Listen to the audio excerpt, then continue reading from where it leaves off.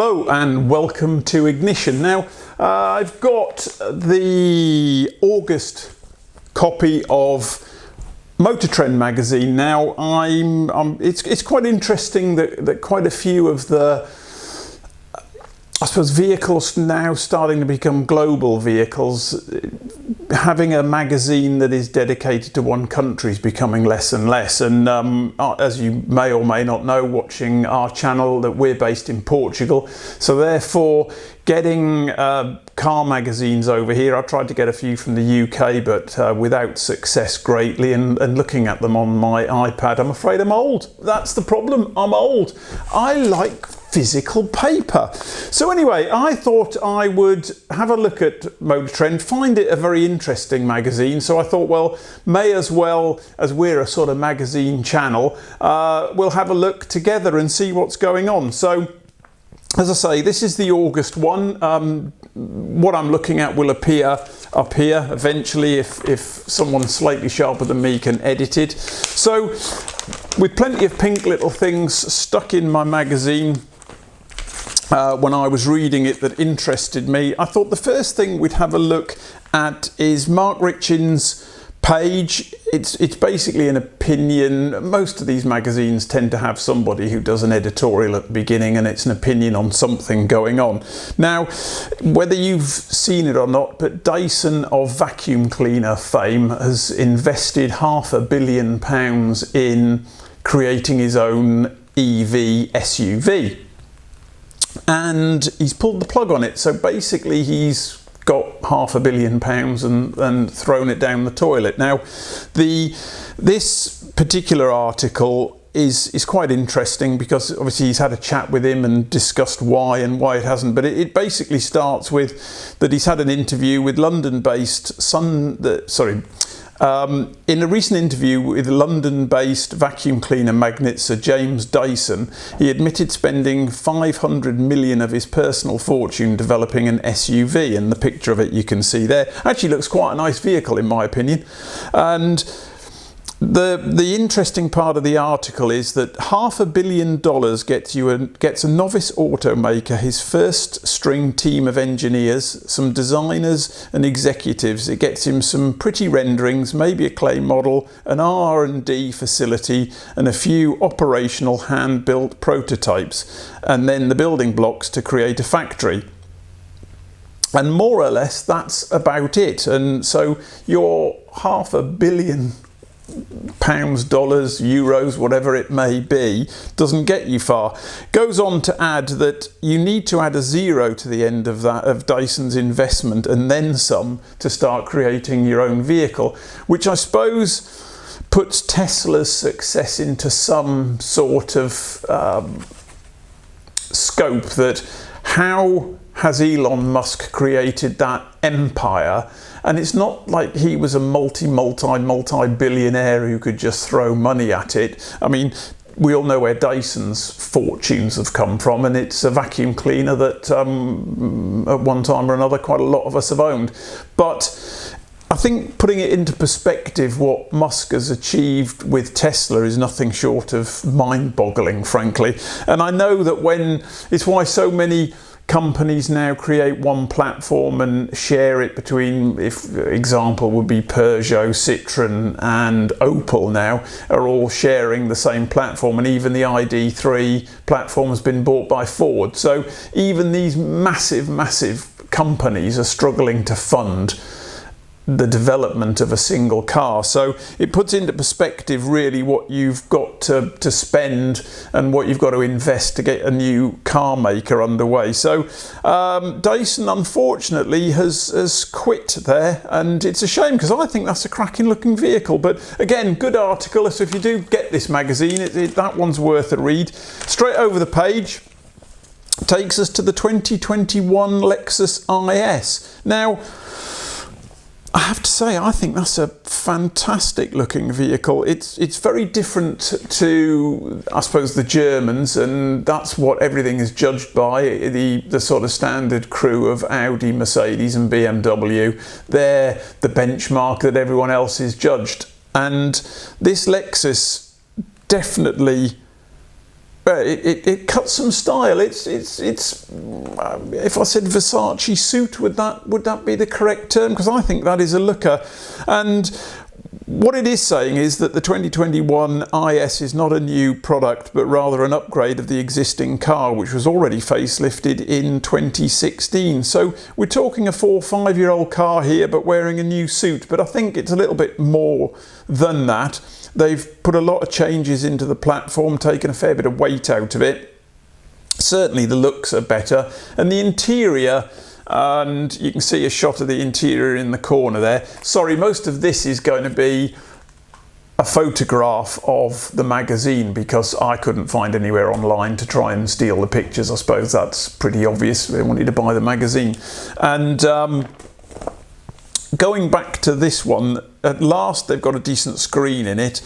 The infotainment, it's a long time since I've driven a Lexus, but I always found the mouse tracking pad with my finger, I've almost found it impossible. It might be a bit easier for me in Portugal because I'm right-handed, but trying to do it with my left hand whilst driving I found almost impossible. But it interests me that Audi have they've sort of moved to it. I think they're hoping that voice recognition will take away having to fiddle around as you drive along, but I find driving a left-hand drive car vastly easier in Portugal than I did in the UK, just because I'm right-handed. So anyway, that's fairly irrelevant, but I think the Lexus really does look the part. So moving on swiftly, because I could be here for hours, and because even on my own I can talk too much. Now, there's a brief article here, whether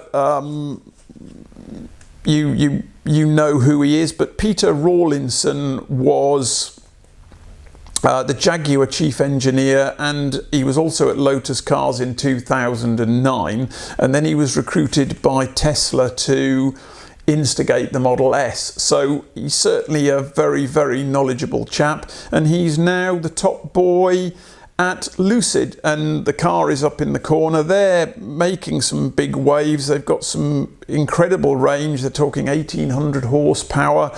We'll come on to power when I have a little look at there's an article here on the Tesla Model Y, and it interests me. But basically, he's jumped ship and taken quite a few of the Tesla people with him to Lucid, and I suppose that's a car we should all be getting quite excited about. I don't know a lot about it. I might look into that and then put something up at a later date. But anyway, again, that's an interview with him. Great article, and it really is just explaining what Lucid are tending to do with the car when it's coming out. They focused on range, they focused on power. In some respects, that is a serious amount of power for a car, but again, very interesting article. And then we come on to the Tesla, and they're reviewing the Model Y. They're saying that this is Tesla's make or break car. I'm not convinced that's strictly true, but this takes Tesla theoretically into profitability. Now, again, going back to what I was saying when we were looking at Dyson, how do you get a company to the size of Tesla but not make a profit? And where does all the money come? It's mind-boggling, isn't it, really?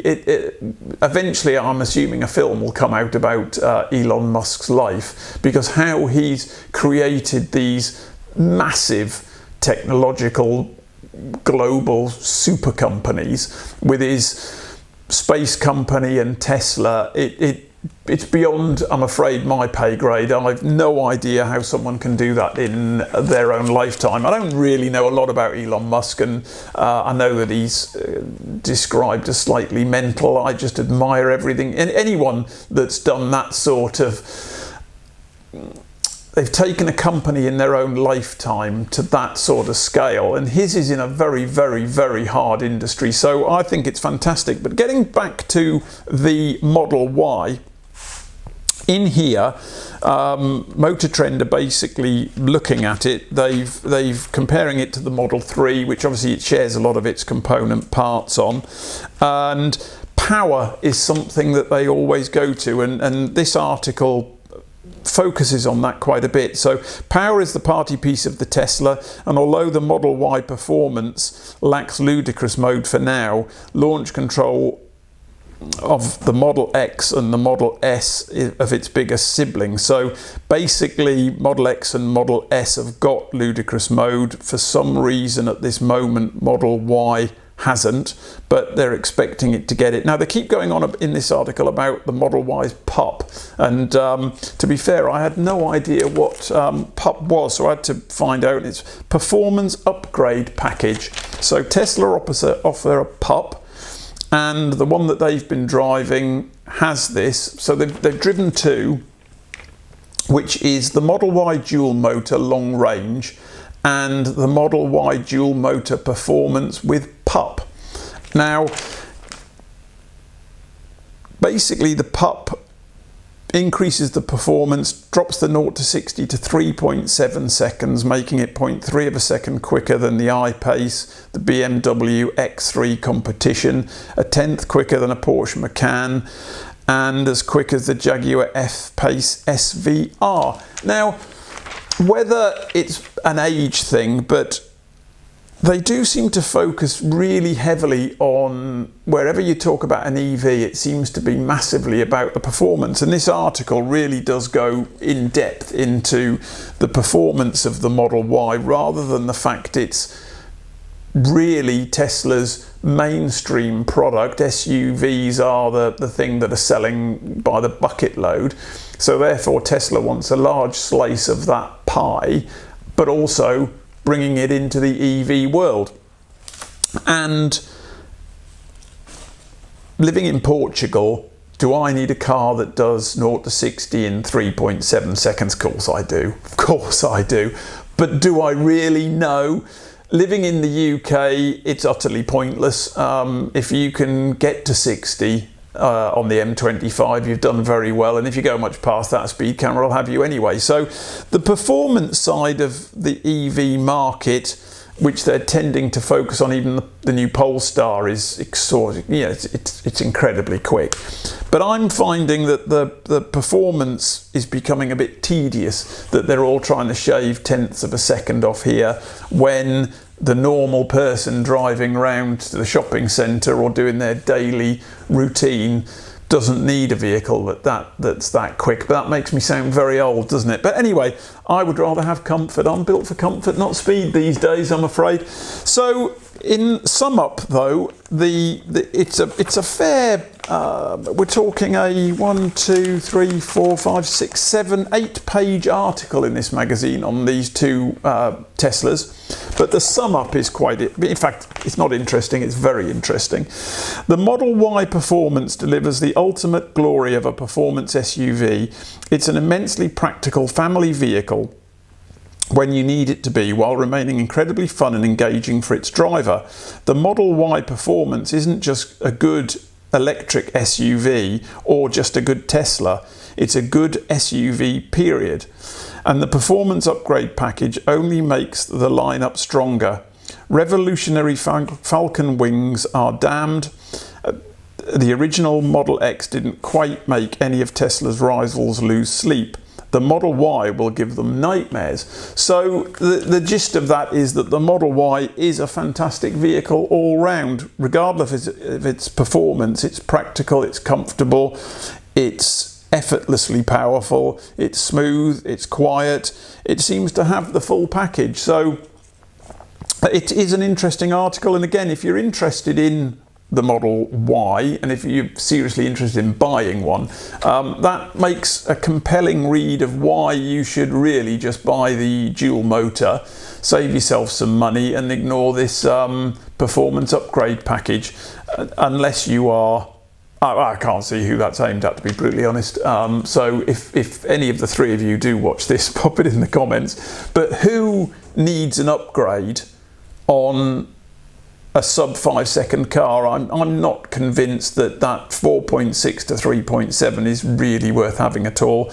I think that going a little bit further, being a little bit more comfortable, still out accelerating most vehicles on the road, and £8,000 cheaper, it's a no-brainer for me. But anyway, if you're interested in those two vehicles and you want to see a comparison about the cars and which of those you should buy, Motortrend is your magazine to go and purchase. Now, let's move to the next feature that they have going. They've got a haven't particularly mentioned it at all.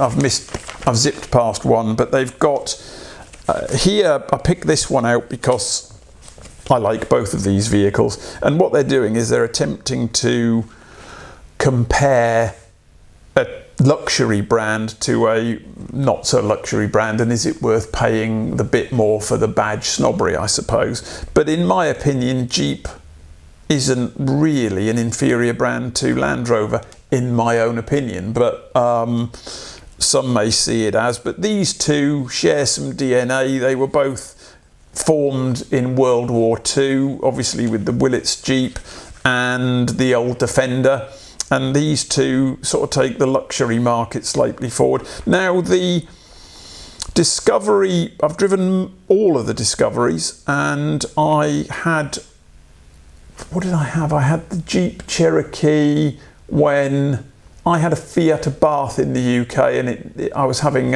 something done to it, so I had the Jeep for a couple of days. So I didn't have it for long, but I have had one for a couple of days. And I thought that Jeep Grand Cherokee was a fantastic vehicle. Thoroughly enjoyed driving it.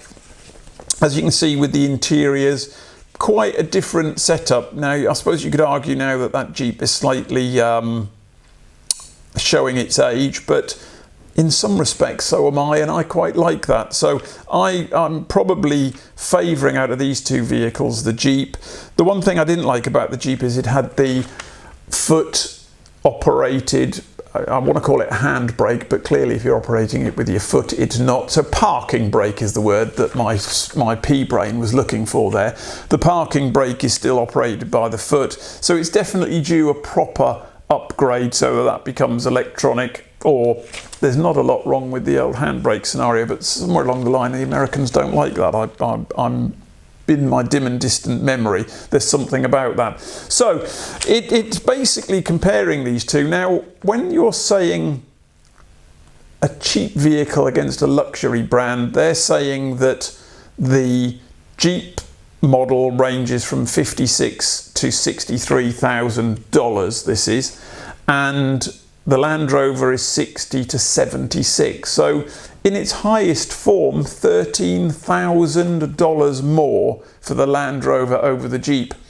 You wouldn't get me paying that for it. I think the Jeep's better looking, but you haven't got a 7-seat option. So the sum up here from Motortrend is, if we had to spend our own money, we would go for the chic cabin and model lifestyle that the Land Rover Discovery provides. The attention to detail and powertrain just on the high side of adequate make a more compelling off-road ready SUV that rides remarkably well on paved surfaces. So in this case, we would opt for the luxury badge. So they disagree with me, but that's one of those things, isn't it? You can't always be right. So for me, if I was offered those two, I'd probably take the Jeep, I think, but I'd like them to park them both outside so I can give them a little spin, but that's not going to happen. So again, good feature. Now the next feature fascinated me. So again, this is we're putting a cheap vehicle against a luxury brand. So here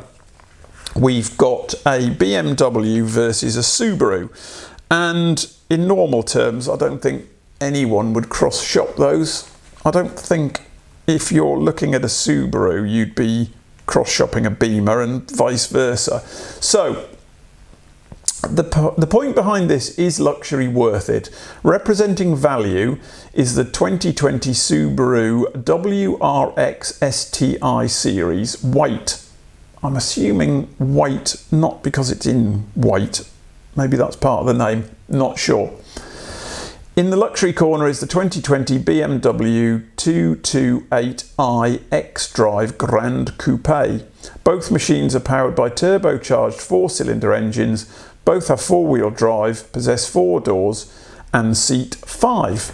So in that respect, yes, they are similar. Now, the interior shots, that Subaru looks better than I can remember being in one, and I haven't been in one of those for donkey's years. And so for me to comment on the current Subaru, but the ones I've been in, we sat in, Nathan and I went and sat in a Forester, but that's probably 4 years ago. So that's the last time I went in one was 4 years ago, and it was a sea of plastic, but actually quite a nice place to be. But comparing it to a BMW, I think is quite difficult. So looking at those interior pictures, I think it doesn't look as big a gulp as I would have expected it to, but I would imagine when you flick around with the switches and play with do the old on the plastics, I'm assuming that's where the quality of the BMW is going to come into it. But the sum up is very interesting. Now, if you were offered those two cars, other than the rear of that BMW, I'm not too keen on, but it's a looker. So, in the expensive corner, you've got $38,000 to $48,000 for the BMW, and this bit surprised me, $37,000 to $44,000 for the Subaru. Now, there's a $4,000 difference between those two cars, but a gulf in perceived quality I think I'd be right in saying that. Now, the sum up is very interesting. The way this comparison should end is something like, although the BMW does cost more than the big winged rally car, it is worth it. But I can't say that. I can't even come close to calling this one a tie. The Subaru WRX STI series weight beats the BMW 220 Grand Coupe up and down the mountain convincingly.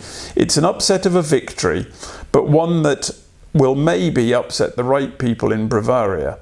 Don't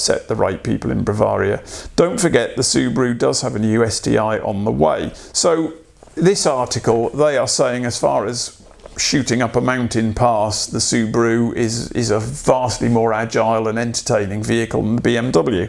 Whether you'd buy one is a completely different story, but it's a surprising end to a relatively interesting article. So if you're driver focused and BMW is the ultimate driving machine, clearly it isn't. So the Subaru does quietly pack a very serious, we've always known that they pack a serious punch as a driver's car, and looking at the in-shots there, I think they've come on a long way. So it's something that possibly, if you're interested in a performance saloon and Subaru haven't been on your radar, or you've got the perceived impression like I have that they're just a hard plasticky piece of junk, I suppose, that just goes quickly, maybe that is worth popping into a dealer and having a look. But you're not going to save yourself a fortune, which is the bit that surprised me. But all in all, good article for Subaru. Now, this one's a very interesting one. So brothers from another mother. So we've got the Kia versus, we'll call it a Hyundai, but it's badged Genesis in the States. I think in Europe, I think it'll come as a Hyundai, but let's wait and see. So you can see the family resemblance on the inside more than you can on the outside. So on the outside, I suppose that is unquestionably just down to personal taste, and there's one easy winner for me, but let's worry about that. On the interior, don't like the screen in the middle, but other than that, there's nothing I don't like about either of those. Seats look good. The dash, you've got the round dials in the Kia. The Genesis Hyundai, slightly different. You've got the more obvious dials for the heating element. So I suppose sitting in those, it's all down to personal choice. And the difference that the two manufacturers are going for, obviously with the Kia Stinger, they're going for a slightly more hardened, sporty edge, and Genesis going for comfort. And therefore, looks and everything are down to personal taste. So, cost-wise, as you would imagine, they are within a gnats of each other. So you're talking $44,000 to $47,000, depending, take your pick. And the sum up here is the choice really boils down to luxury versus sport. Instead of whether luxury is worth it, If this is the case, I prefer luxury, especially since it's slightly less expensive than the Kia, talking about the Genesis here. The G70 is the game changer. Where the G70 was more expensive than the Stinger, this should still be a fairly easy to justify the stretch. The Stinger is everything you want and need, but the Genesis is just a bit nicer to live with. If you can afford the Stinger, then it'll be easier even to afford the G70. Sorry, I've highlighted that so much I couldn't see it with the old bins on. Or I can't read, one or the other or both. Now, so there we have now the Genesis and Kia. Not much to say about that. Now, Nissan. I get very confused with Nissan. So, being Europe based, we've always had we had the X-Trail, the Pathfinder and the Qashqai, and then in the States they have the Rogue and the Pathfinder. And the Pathfinder used to be, I always think of the Pathfinder as being a sort of Land Rover Discovery type vehicle. They then changed that to just be, well, I think it was even based on the Qashqai chassis, and it just became, I couldn't even tell the difference when I was driving around in the UK. A X-Trail and a Qashqai and a Pathfinder, they all look identical, and I think the Pathfinder was dropped and the X-Trail became again just a Qashqai clone, and the Rogue was always a little bit American, a little bit more hardcore. And now I'm led to believe by this, obviously the new Rogue is coming out and it does look very nice, and it looks a slightly more angular version of a Qashqai but a little bit more off-roady. Now I don't think this is going to be a Qashqai replacement, but hopefully it's going to be, again, why looking at an American magazine, mildly interesting, because they're trying to globalize most of the products, auto manufacturers. This could be, not saying it is, but this could be the X-Trail, and I think that might actually help them sell some. So it looks very nice. I think you can't deny the interior of the shot with the yellow is possibly too much for me, but the outside shots look very, very nice indeed. So a reasonable article on that. It's very American based, but I think if that comes over to Europe and is badged, well, they could badge it Rogue for all I care, but if that comes over as the X-Trail, I think that should spark a little bit more interest in that particular model. So one thing left by the looks of it, and that is really just to sort of mention that if you don't subscribe to Motortrend, they do the standard thing like What Car does. The editors and the journalists tend to get a car from a manufacturer and long-term run it. So we've got the Toyota, we've got a Jeep. I read that one, and they've updated the steering for 2020 on the Wrangler. They're going to have to do a bit more than that to fight off the Bronco, I think. But anyway, we've got a Kia Soul, we've got a Mazda 3, we've got Johnny Lieberman, who is, if you've not watched Motortrend on YouTube, he's quite entertaining. He's running the GLE 450, and they're actually running one of the Genesis G70s as a long-term vehicle, got a big truck. And they've got a Kia Telluride, which I think is a fantastic looking creature. So if any of those, and the Kona, the rear section is when they're getting shot at them, they give you a long-term review of what it was like. So the Honda Insight is going, and then you get a bit longer article on it, full page on that one. So if you're interested in a hybrid, that one may interest you. Not sure we can get that in Europe to that extent, but again, it'll give you an idea of what may or may not come. And the Nissan Kicks is something that's been around in the States for a while, never made it to Europe, but one would assume something will, but it is ugly. You know, it is ugly. So that's a little roundup. Don't know whether you enjoyed that or you didn't, but I very much enjoy Motortrend. It's a very interesting magazine. So I may do this again, I may not. We shall see. I'm going to try and do it monthly because I get the magazine monthly and I quite enjoy reading it, and I may as well read it out loud, mightn't I? So anyway, hopefully that was of interest to you, and thanks for watching.